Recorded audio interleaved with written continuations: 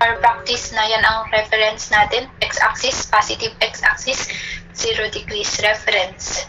So, yung ikalawang force, 5 pounds, pero below. So, obviously, it's in the fourth quadrant na siya.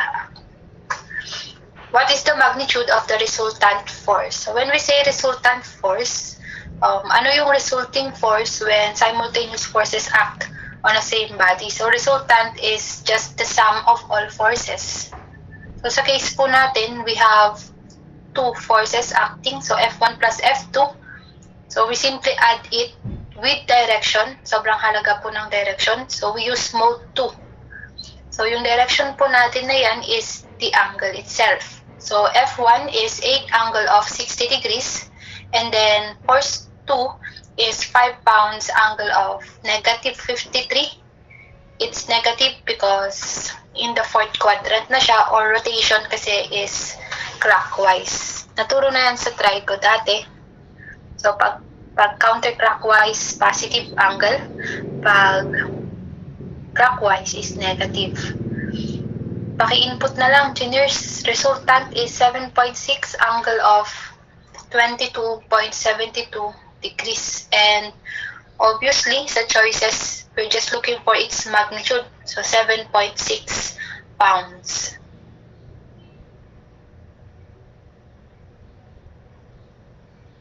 And if we are to label where is that R located, mga nandito siya, di ba? So, instead of two forces, we can replace that two forces with R.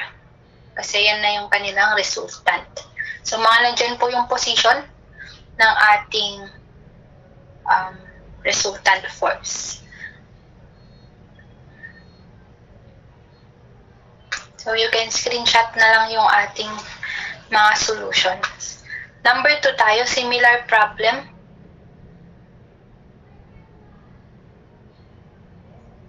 So, the resultant of 4 coplanar forces is 100 newtons along the negative y-axis. So, look at my diagram.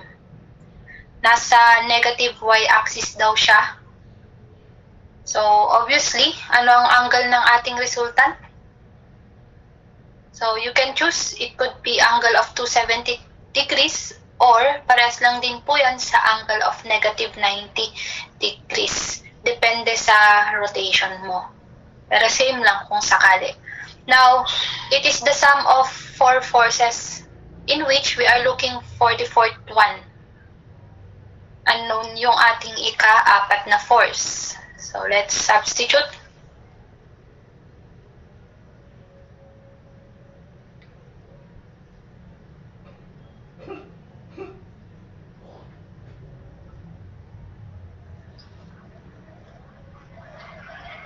Refer nyo na lang po sa ating diagram.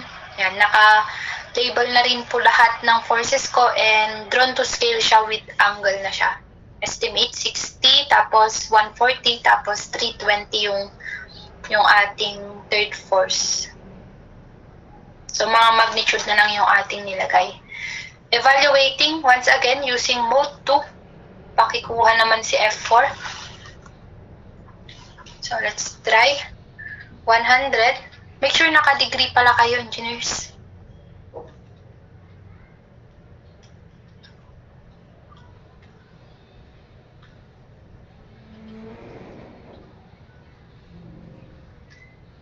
Minus natin lahat ng iba pang forces para makuha si F4. Okay, so we have an answer. Paki-transpose na lang or transform into polar. 177.9 angle of negative 120 degrees. Tama po ba? Okay, so we arrived with the correct answer na po for F4. Since the choices, naka-approximate siya, we can approximate our answer as well to 180 Newton. And even our angle, since we don't have 120 degrees sa choices, yan, i-apply nyo na po yung natutunan sa trigonometry. So, di ba, ang 120 degrees, ito siya, negative 120 degrees. Ito, negative 120 degrees. Pero we can solve for its supplement na lang. Pwede rin naman dyan mo siya basahin mula sa negative x-axis. So, yung 120 degrees kasi, engineers, is ang reference natin dyan yung positive x-axis, di ba? Kaya naging negative 120. If our reference is negative x-axis, this one, negative x-axis, we can replace it as 60 degrees na lang. Below, negative x-axis. So, yung kanyang supplement. Letter D. So, careful tayo sa pagpili ng correct answer. Sayang naman.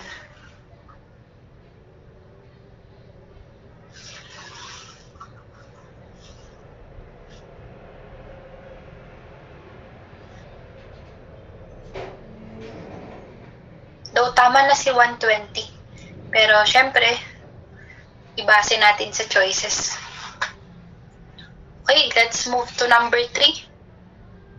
Itong number 3, same lang din po sa 1 and 2. So let's try to apply what we learned in these two problems. Find the magnitude of the resultant of two 10-pound forces. So 10 pound, another 10-pound force, applied at the same point. Again, concurrent forces. When the angle between them is 130 degrees. So I positioned my first force sa 0 degrees reference na lang para ang angle nung isang force is 10 angle 0, tapos yung ating isang force is 10 angle of 130 kasi angle displacement nila or angle between them is 130. Therefore, resultant F1 plus F2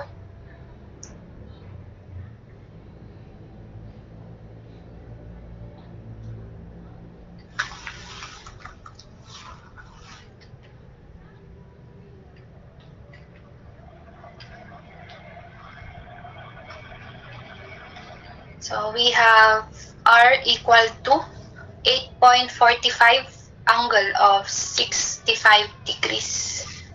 Approximately 8.5 angle of 65 degrees. So magnitude equal to 8.5 pounds. Letter D.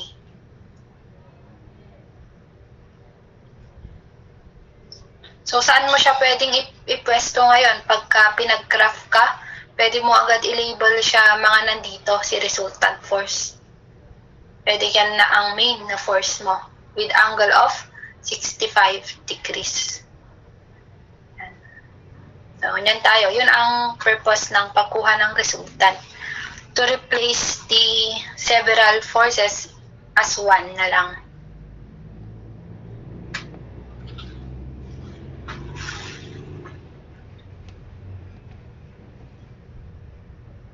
Okay.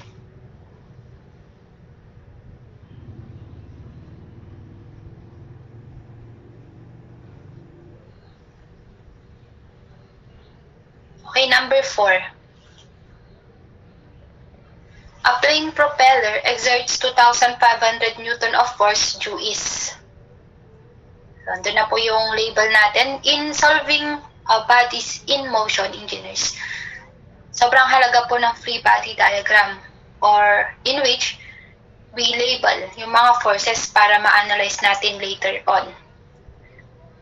Kahit hindi maganda yung drawing, basta ma-label mo siya ng tama. So, going is, we have here 2,500 Newton. 40,000 Newton plane. So, we have a weight of 40,000. If air resistance exerts 500 Newton west, which is true, di ba? Ito na siya. Kasi kung ang motion ng airplane is pais, syempre ang air resistance, kaya nga resistance, kasi it will oppose or para siyang friction kung tutusin. Okay? Kokontrahin niya. Okay, due west. What is its acceleration? Engineers, in solving po yung mga bodies na nagmo-move, ilagay mo yung direction niya ng kanyang movement. In broken arrow, that is its movement acceleration. I repeat, Lahat po ng arrow, 2,500, 40,000, and 500 Newton are forces. Pero yung broken arrow na ginawa ko, hindi yan force. It just denotes the direction of motion. Acceleration, nag-accelerate siya sa ganyang direction. Parang ganun. Now, ano yung purpose ng pag-label ng acceleration direction? Para po mailagay mo yung tinatawag na reversed effective force. Kasi once na na-label mo yung A, which is not a force, hindi yan force, direction lang yan ng motion, you can label na si REF, in which REF is also known as reversed effective force. Kaya siya tinawag na reverse kung ano yung direction ni acceleration or yung reverse niya, siya. Okay. So, ang technique, kailan magkakaroon po ng REF pag may acceleration. Tandaan yun. Kasi ang REF is M times A. So, I repeat, this A here is not a force. It's a direction. Para rin malabel mo si REF. Now, na-label na natin lahat, engineers. Wala na pong forces na pwedeng mag-act sa airplane. Dito na papasok yung mga ginagamit natin nung college or high school, yung pang-balance or para gawing equilibrium yung state ng body para balance siya or mag-move siya ng tama. Hindi siya magbababa o bubuluso, kumbaga. So, summation of forces must be equal to 0. For it to be in equilibrium, when we say equilibrium, in balance or steady state. So, may dalawa kasing directions yan, engineers. Obviously, we have forces acting in X direction. So, ito, X direction yan. And syempre, pag paganyan yung movement or yung force, patayo, Y direction. Diba? And ano ba ang goal natin? To find the acceleration, engineers. Where to find the acceleration? REF. Formula. And REF, obviously, it's a horizontal force or it's in the X direction. So, yun ang una nating i-analyze. Summation of forces at X direction must be set to 0. And then, mag-label na po kayo. Practice natin or nakasanayan pagkapaganyan or pa-right yung force, we denote it as positive. So, ganoon na lang din po yung ating gagawin.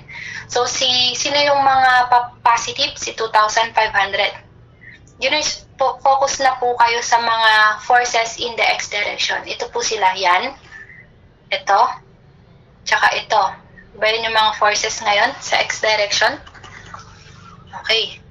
So, label natin, 25 is positive, 500 is negative kasi pa-left.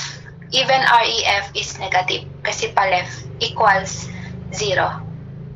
So, 2,000 minus mass times acceleration equals 0. What is mass equal to? Or we can solve mass using formula of weight. Since we have weight equal to 40,000, mass now is equal to 40,000 over gravitational acceleration, 9.81.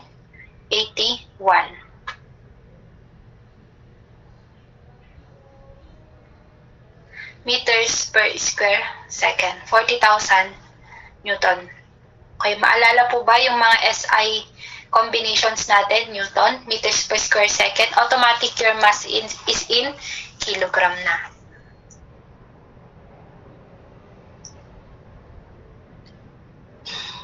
Times unknown acceleration equals 0. Shift solve, or you can simplify further. Acceleration is equal to 0.49 or approximately equal to 0.50. And yun ang kagandahan kung ba't mo nilabel yung A direction. Kasi you can easily say it is due east. Papunta pong east yung movement ng airplane. Nag-accelerate siya pa east kasi yun yung kanyang movement. So we have letter D.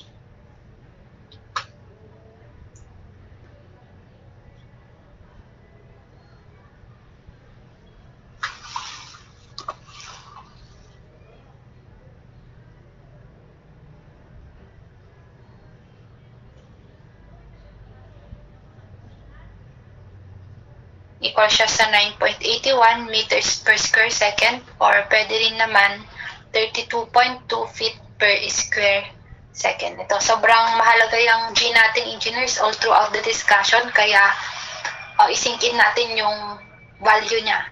G is gravitational acceleration or mas familiar tayo sa gravitational pull. Diba? Kaya kapag ka nahuhulog tayo, diretso yun, bagsak pababa kasi may pull from the earth or from the ground, center of the earth. May gravitational pull. Yan po ay sa bilis na 9.81 meters per square second. Number 5.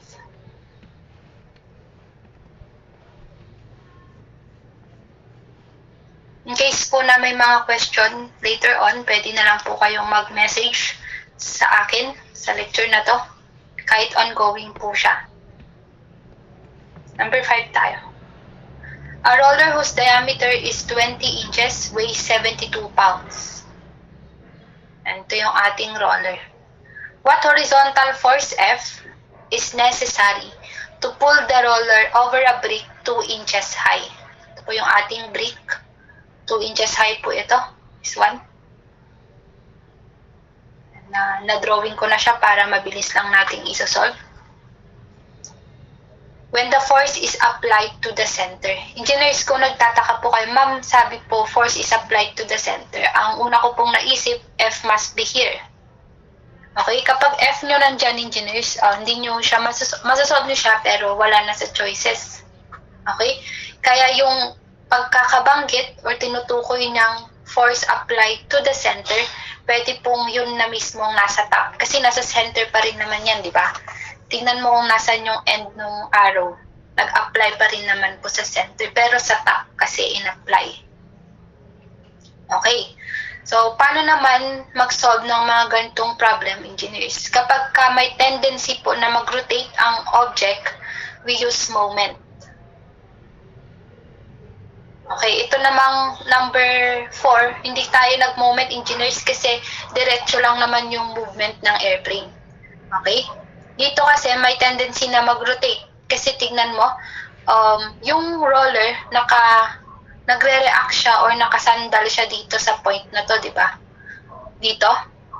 Once kasi na dyan mo, once na i-apply mo yung force, nagkakaroon ng reaction sa brick at saka sa roller. Na-i-imagine po ba? Kasi ang goal mo, to pull the roller over a brick. Kumbaga, ipapagulong mo siya sa brick, edi sasandal siya dun sa point na blue natin. Yun naman ang kagandahan or way ng pagsosolve ng moment, engineers. Dapat meron kang a certain point. Say, I will label it as A. Kaya magmo-moment ka at A must be equal to 0. Okay? So, moment is equal to force times distance. Yung distance po na tinukoy dito is perpendicular distance. Okay, so what we need is forces at distance. So, alin lang ba po ang mga force na nag-a-act sa ating roller? Laging yun yung uunahin mo. I-label mo lahat ng forces acting sa body. Like yung ginawa natin dito, na-figure out natin na we need to label REF. Okay, same with here. Okay, so, ang mga forces na nag-a-act is F, W, tapos ma'am, may force din po dapat sa A. Kasi nga, kumukontra yung brick. Kumbaga yung brick, may force din siyang ina-exert para ma-withstand niya yung roller. Diba? Or else, pag wala siyang enough force, baka masira. Okay? Or bumigay naman yung brick. So, may ina-apply siyang force. Actually, dalawa dapat dyan. Or, yan, yung green. Reaction at A yan. But since we set our moment, or naging reference po natin si A, point A, lahat na ng forces acting sa A nawawala. Kaya nga set to 0. Okay, nasundan? Kaya kahit hindi nyo na po i-label yung force na nag-a-act sa point A, kasi nga dyan tayo magmo-moment.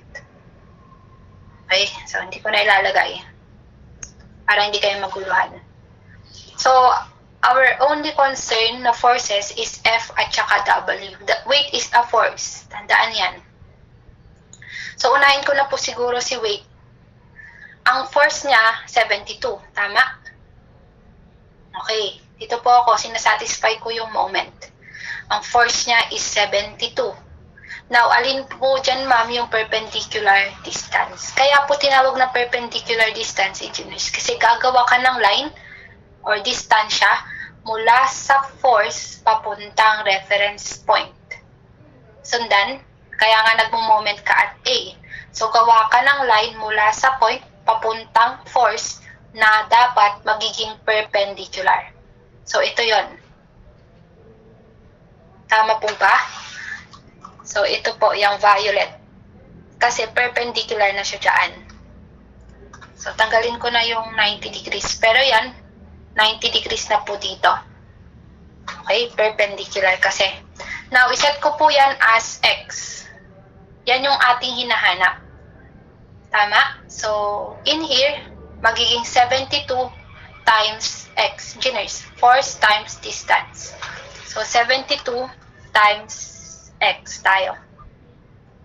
And just like what we did here, na kung saan sabi natin, pa-right is positive, mag-set ka rin ng rotation. Pagka ang ikot is pa ganon, iset ko na lang as negative. Okay, ma'am, paano naman po malalaman kung ganyan yung ikot? Ilabas mo yung X tsaka yung nagawa mo parang letter L, kasi nga perpendicular yan.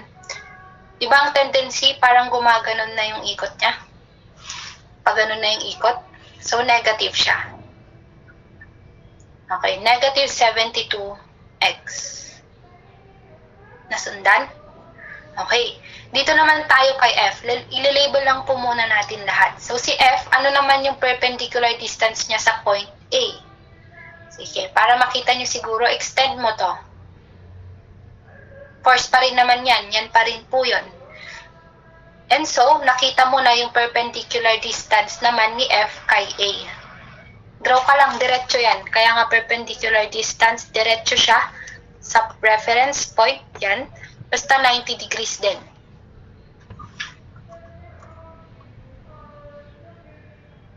Ito, 90 degrees din po siya. So, sobrang halaga na malaman natin yung mga value na yan. Siguro, unahin ko na po si X. Unahin na natin si X. Ilabas ko yung triangle na to. So, this is X. Ano naman kaya yung broken line? Diba it's a radius? Tiners, yung broken line radius po siya. Ano ang radius? 10. Kaya po yung upper part ng circle ko may label ng 10. Kasi radius of 10. So, if this is 10, what is this part? Equal to. Recall that the brick is 2 inches high. Tiners, dito. 2 inches high. E di kung 10 ito, i-minus mo ngayon yung 2, ang natira po ay 8. So, this is 8. So, x now is equal to 10 squared minus 8 squared, Pythagorean, x is equal to 6. Okay. Engineers, so negative 72 times 6 tayo dito. Now, balik po ako dun kay F. Pag ilalabas nyo po yung part naman ni F, ganito yung itsura. Yung red, tapos yung green. So, ang tendency ng ikot, counterclockwise. So, siya naman, since we set this rotation as negative, siya is kinontra niya, siya naman po ay positive. So, positive F, ano yung kanyang distance, yung green, and gaano po kahaba yung green? Na-inspect na natin yan kanina. If that is 10, and this is 8, na-figure out natin this is 8, therefore, the whole green line is 18.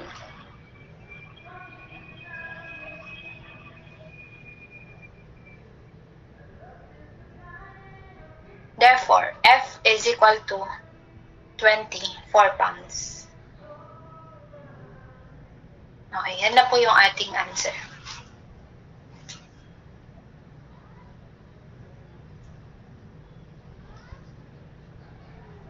So, you can take screenshot na. Yan, i-apply nyo lang yung galing nyo sa trico and plane and solid sa pag-aral ng mga length, gamit yung mga angles, shapes natin.